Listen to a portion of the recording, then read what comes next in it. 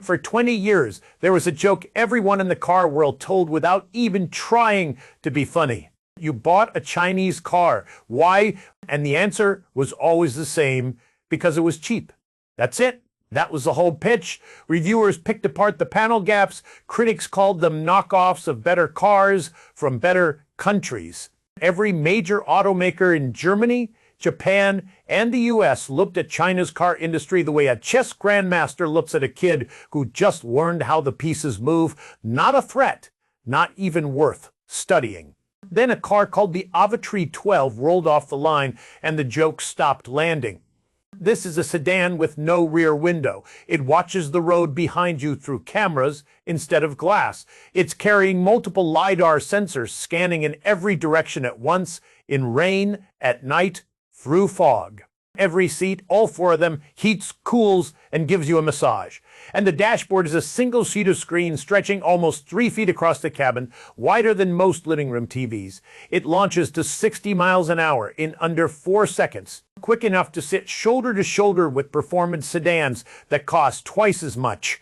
And it was built by a partnership most people outside the industry have never heard of, a legacy car company, the world's largest battery maker, and a tech giant best known for smartphones. By the end of this video, you'll understand exactly how China went from punchline to this, and why, right now, boardrooms in Munich, Stuttgart, and Detroit are watching this one car very, very closely. If you're new here, this channel breaks down where the auto industry is actually headed. Not the marketing version, the real one. Hit subscribe so you don't miss what's coming. Let's get into it. Rewind to the 2000s. If you asked any gearhead what they thought about a Chinese-built car, you got the same reaction every time. A smirk, maybe a short laugh, and a yeah, but would you actually drive one? It wasn't unfair either. Early Chinese automakers were playing catch-up, and everyone could tell they didn't have the 80 years of engineering pedigree that BMW and Mercedes leaned on. They didn't have Toyota and Honda's reputation for a car that just refuses to break. They didn't have the bold, brash personality Ford and Chevy built over a century of American highways. What they had was a low price tag, and for a long time, that was the entire sales pitch.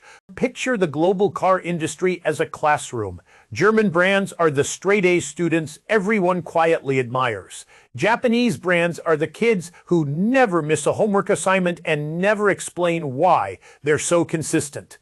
American brands are loud, confident, and impossible to ignore, and Chinese brands, they were in the back row, hoping nobody called on them. The AVATR 12 is that kid standing up mid-class and delivering something so far beyond expectations that the room actually goes quiet.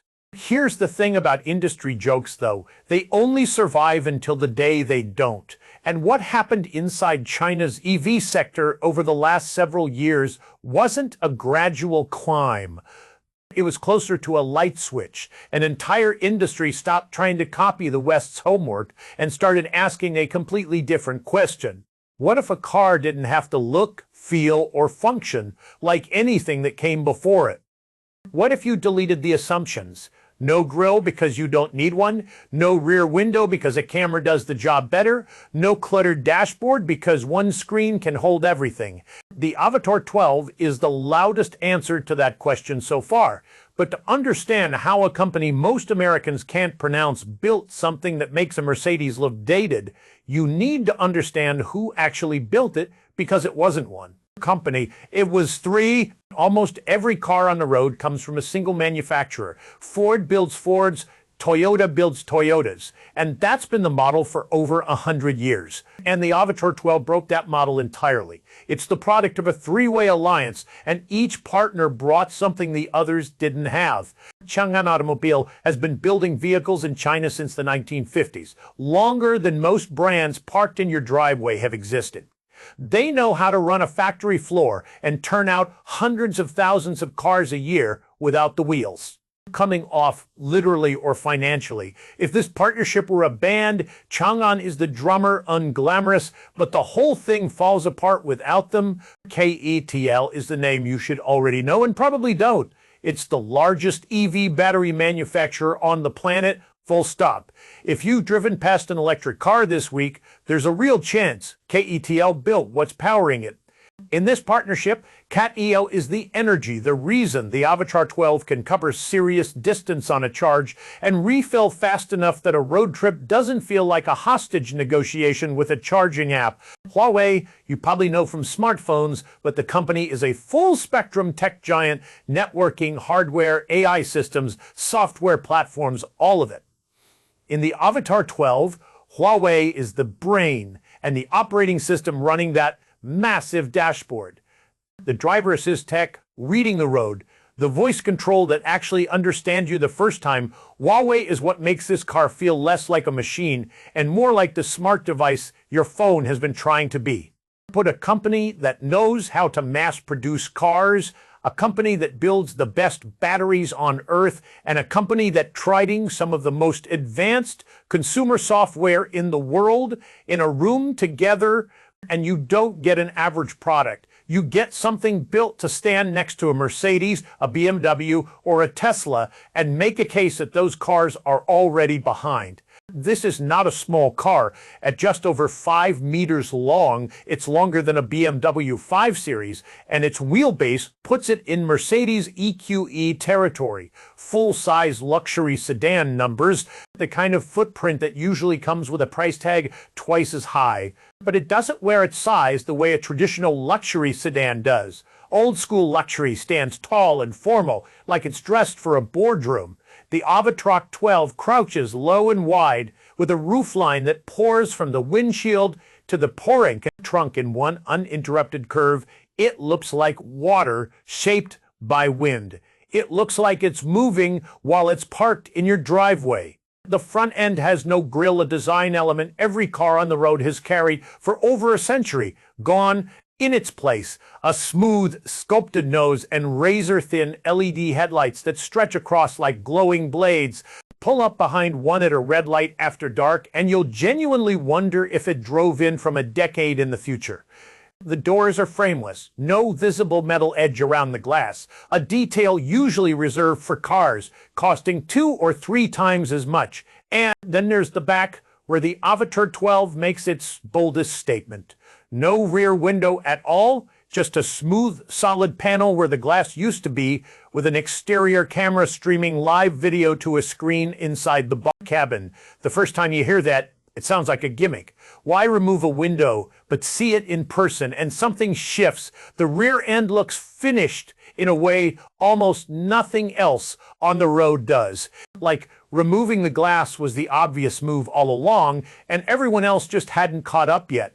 There's a specific feeling you get sitting inside a car where someone actually sweated the details. You don't have to be told, you feel it the second the door shuts. The AVATR 12 has that feeling immediately. Running the full width of the cabin is one continuous display stretching nearly 3 feet. Speed, navigation, media, driving data, all in a single sheet of glass. German dashboards are excellent, but next to this, they look like a wall covered in a dozen small frame photos instead of one deliberate painting. Below it sits a fast, fluid touchscreen running Huawei's software, the same responsiveness you'd expect from a flagship Huawei phone, scaled up into a 2-ton sedan. No lag, no guessing whether your tap registered. Voice control is where most car systems fall apart. You repeat yourself twice, give up, and just reach for the button. Here, it actually listens, change the temperature, pull up a restaurant, switch the track. It just happens.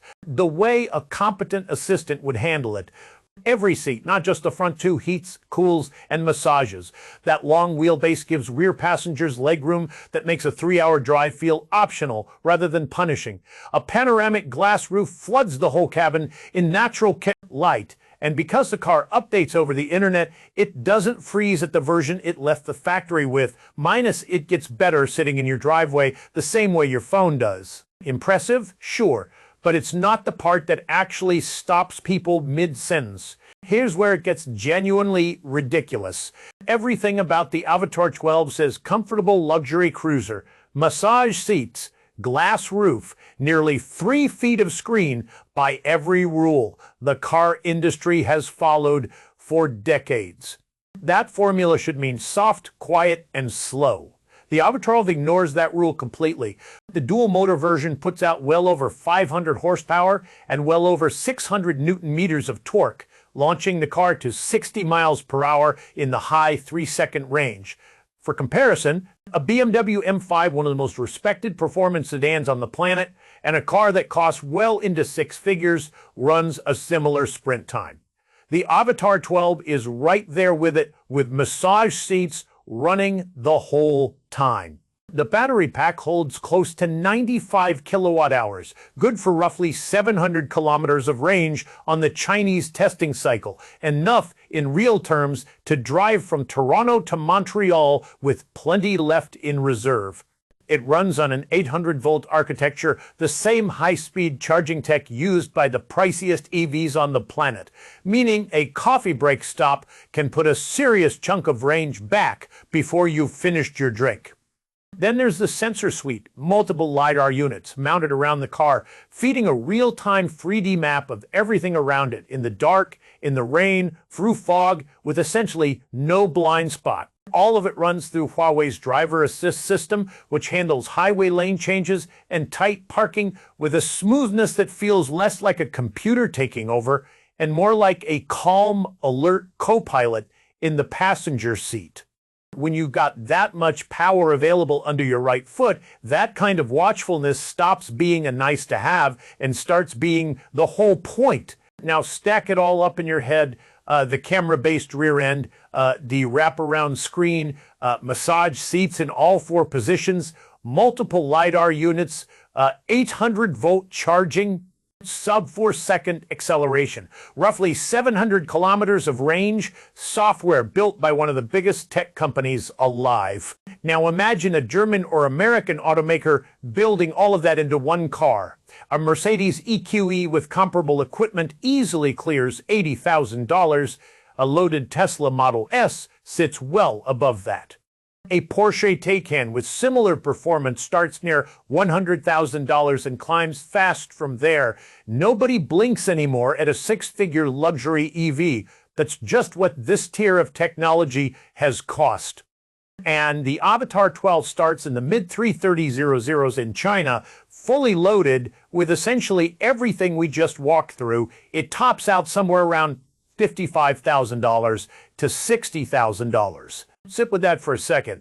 That's the price of a well-optioned mid-size SUV, buying you LiDAR-based self-driving hardware, a 3-foot screen, massage seats front and back, and acceleration that trades blows with a BMW M5.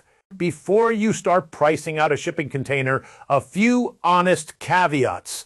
This car is not sitting on a dealer lot in Toronto or Los Angeles today. Bringing a Chinese-built EV into Canada currently means steep import tariffs that can roughly double the sticker price, on top of crash testing, safety certification, emissions compliance, and the small matter of a service network and trained technicians that simply doesn't exist yet in North America. None of that happens overnight, and AVATR hasn't announced official Canadian or US retail sales.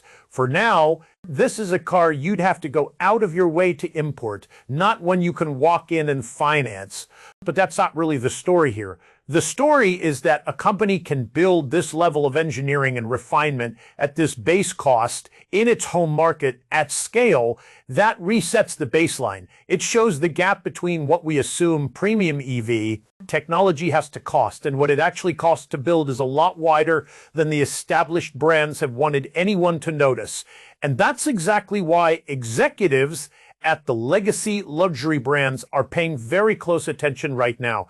Because the question isn't whether a car like this can eventually reach North American driveways, it's what happens to a Mercedes EQE's price tag when it does.